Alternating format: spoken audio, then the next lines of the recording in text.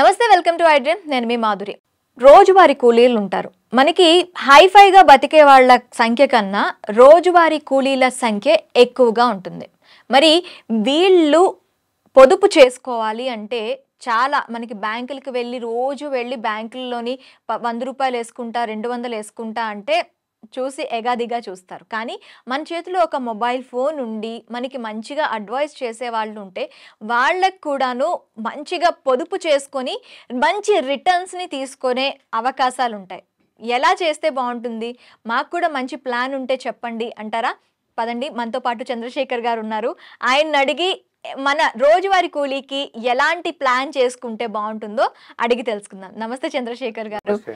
చంద్రశేఖర్ గారు, మనకి రోజువారీ కూలీలు ఉంటారు కదా, వాళ్ళు ఒక మ్యాక్సిమం మినిమం వాళ్ళకి ఒక 500 నుంచి 600 రూపాయలు రోజువారీ కూలీ ద్వారా వాళ్ళకి ఒక అమౌంట్ వస్తుంది, వేతనం వస్తుంది. ఆ వేతనాన్ని సద్వినియోగం చేసుకోవాలి అంటే వాళ్ళు మనీని ఎలా ఇన్వెస్ట్ చేయాలి, ఎక్కడ ఇన్వెస్ట్ చేయాలి అంటారు? మంచి క్వశ్చన్ అండి. ఇప్పుడు మేడం, మనం ఓన్లీ లేబర్ గురించే కాదు, లోవర్ క్లాస్ కేటగిరీ తీసుకుందాం మేడం. ఒక ఎగ్జాంపుల్ తీసుకుంటే ప్రతి వాళ్ళు మినిమం వేజెస్ అనేది ఒక 600-700 రూపాయలు ప్రతి ఒక్కరూ సంపాదిస్తున్నారు రోజుకి.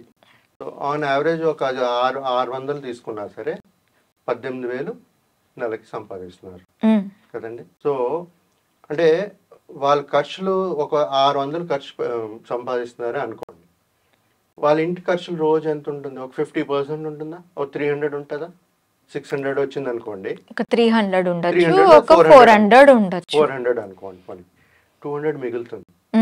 ఆ 200 కాకపోయినా పోనీ 100 రూపాయలు తీసుకుందాము. ఓకే, 100 రూపాయలు తీసుకుంటే నెలకి 3,000 రూపాయలు. అవును. ఆ 3,000 ఇన్వెస్ట్ చేయడానికి ప్రతి ఒక్కరూ చేయొచ్చు.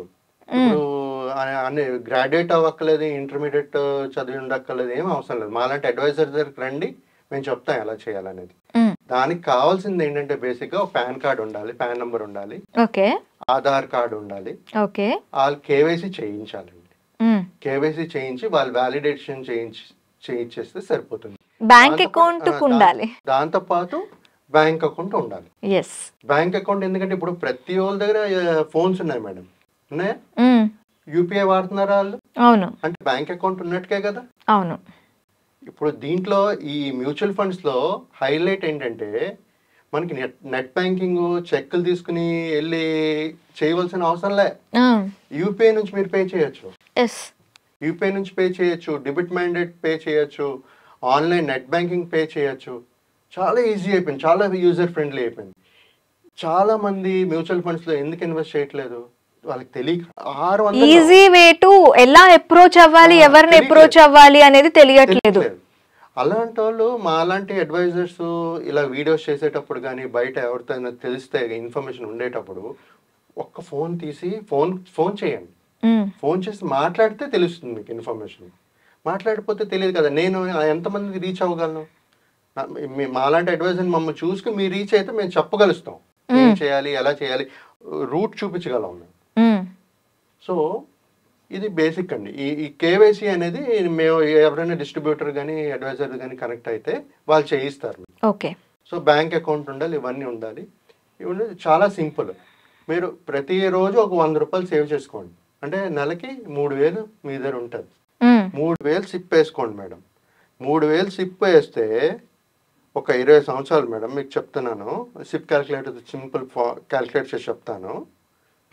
3,000 నెలకి 20 సంవత్సరాలు చేస్తున్నారు. వాళ్ళు ఇన్వెస్ట్ చేసే అమౌంట్ 7,20,000 20 సంవత్సరాలకి. ఎంత చెప్పిన 3,000 నెలకి. వాళ్ళకి వచ్చే రిటర్న్స్ 45,47,864 రూపీస్ వస్తుంది మేడం 20 సంవత్సరాలకి. అలాంటి డబ్బులు వాళ్ళు ఎప్పుడైనా చూసుంటారా? ఎంత? 7,20,000 వాళ్ళ ఇన్వెస్టెడ్ వాల్యూ, ఇన్వెస్ట్ చేసిన వాల్యూ. వాళ్ళకి రిటర్న్స్ వచ్చిన మెచ్యూరిటీ వాల్యూ ఏమో 45,47,000 అనుకోండి. 40 lakhs, నియర్లీ 40 lakhs అంటే 41 lakhs నియర్ బై. అంటే మీరు రోజు కష్టపడి ఒక 100 రూపాయలు పక్కన పెట్టగలిగితే 20 సంవత్సరాల నాడు మీకు 41 లక్షలు మీ చేతిలో ఉంటుంది. ఈజీగా 45 లక్షలు 45 లక్షలు ఈజీగా మీ చేతిలో ఉంటుంది. అంటే ఇప్పుడు ఎవరైనా ఆ పాప పుట్టింది, ఆ పాప పెళ్లికి కానీ ఆ పాప పై చదువులకు కానీ దాచుకోవాలి అనుకుంటే రోజుకు 100 రూపాయలు దాచుకుంటే సరిపోతుంది అంటారు. ఉపయోగించుకోవచ్చండి. ఇప్పుడు ఇప్పుడు చాలా కష్టపడతారు. ఇప్పుడు లేబర్స్కి వెళ్తారు, రోజు పొద్దు నుంచి సాయంకాలం వరకు పని చేస్తారు. వాళ్ళకి 600 700 ఇస్తారు మేడం. వాళ్ళే ఇది పొదుపు చేసుకుని ఒక 10 సంవత్సరాలు 5 సంవత్సరాలు చేసుకోండి, సొంతగా ఏదైనా మీరు బిజినెస్ స్టార్ట్ చేసుకోవచ్చు కదా. అవును, కొంతమందికి ఇంట్రెస్ట్ ఉంటది, అంటే నేను ఇది చేయాలి. ఇప్పుడు 20 సంవత్సరాలకే ఇది ఫిక్స్డా అండి, లేకపోతే కొంతకాలం పెట్టుబడులు పెట్టి దాన్ని తీసుకునే ఛాన్సెస్ ఉంటాయా? ఎంత కాలం వరకు అందులో పెట్టుబడి పెట్టాల్సి ఉంటుంది? మ్యూచువల్ ఫండ్స్ లో యాక్చువల్ గా నేను చెప్పేది లాంగ్ టర్మ్ స్ట్రాటజీ అండి. అంటే మినిమం ఒక 5 years అనుకోండి. మ్యూచువల్ ఫండ్స్ లో ఇన్వెస్ట్ చేయాలంటే ఒక 5 years అయినా ఉండాలి, ఉంటే రీజనబుల్ రిటర్న్స్ అనేది వస్తుంది. ఓకే, ఇదే 100 రూపాయల అమౌంట్ 5 సంవత్సరాలు మనం చేసామంటే రిటర్న్స్ ఎలా ఉంటుంది? మీరు ఇప్పుడు 100 రూపాయలు 3000 5 సంవత్సరాలు అనుకోండి. 5 సంవత్సరాలు అనుకోండి, ఇప్పుడు తీసుకుంటే 1,80,000 వేస్తున్నారు వాళ్ళు 5 సంవత్సరాలు. 2,70,000 వస్తుంది. ఓకే, 2,70,000 వస్తుంది. 1,80,000 ఇన్వెస్ట్ చేస్తున్నారు. వాల్యూ 2.7 వస్తుంది, 2,70,000 వస్తుంది. ఓకే, అంటే నేను చెప్పేది ఏంటంటే మేడం, తక్కువ వచ్చిన వాళ్ళకు కూడా ఈ మ్యూచువల్ ఫండ్స్ అనేది ఇన్వెస్ట్ చేయొచ్చు. మీరు 100 రూపాయలు ఏమి కాదు, 100 రూపాయలు అసలు ఏమి కాదు. ఇప్పుడు మీరు ఈ డెలివరీ బాయ్స్ ఉన్నారు, వాళ్ళు జొమాటోలు స్విగ్గీలు వాళ్ళు ఉన్నారు కదండి డెలివరీ బాయ్స్, దాంట్లో జెప్టో గిఫ్టో చాలా ఉన్నాయి. వాళ్ళు 30,000 40,000 50,000 సంపాదించుకుంటున్నారు, కష్టపడుతున్నారు వాళ్ళు. అలాంటి వాళ్ళు ఒక ఆలోచిస్తే మ్యూచువల్ ఫండ్స్ లో ఇన్వెస్ట్ చేసుకుని ఇలా బాగా వస్తుందని తెలిస్తే, మనం ఎడ్యుకేట్ చేయగలిస్తే, this is one of the best platform అండి.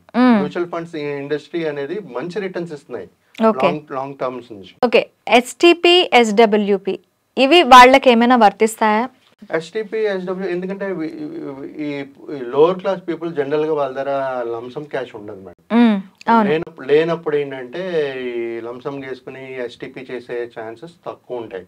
ఒకవేళ ఉందనుకోండి ఎస్టిపి అనేది చేసుకోవచ్చు. డెప్ట్ ఫండ్ లో పెట్టుకుని మార్కెట్ వాలటిలిటీ బీట్ చేయడానికి మన సిస్టమేటిక్ ట్రాన్స్ఫర్ ప్లాన్ అనేది కూడా ఇనిషియేట్ చేసుకోవచ్చు. ఎస్డబ్ల్యూపి అన్నారు అనుకోండి, అంటే ఇప్పుడు ఫర్ ఎగ్జాంపుల్ వీళ్ళే తీసుకోండి, మీరు లోవర్ క్లాస్ పీపుల్ తీసుకోండి, వాళ్ళకు నాకు ఒక 50 సంవత్సరాల తర్వాత 60 years తర్వాత నాకు రిటైర్మెంట్ కావాలి, డబ్బులు దేనికో కావాలనుకున్నప్పుడు అప్పుడు మనం వీళ్ళు ఎస్ఐపి వేసుకుంటూ పోతారు. ఇందుకు చెప్పాను కదా 20 సంవత్సరాలు వేసుకుంటే ఒక 50 లక్షలు వస్తుంది అనుకోండి. ఆ 50 లక్షలు 50 సంవత్సరాలు దాటిపోయింది అనుకోండి, నాకు 55 years నుంచి నాకు ప్రతి నెల ఎంతో డబ్బులు కావాలనుకున్నప్పుడు ఆ ఎస్డబ్ల్యూపి అనేది ఇనిషియేట్ చేసుకోవాలి.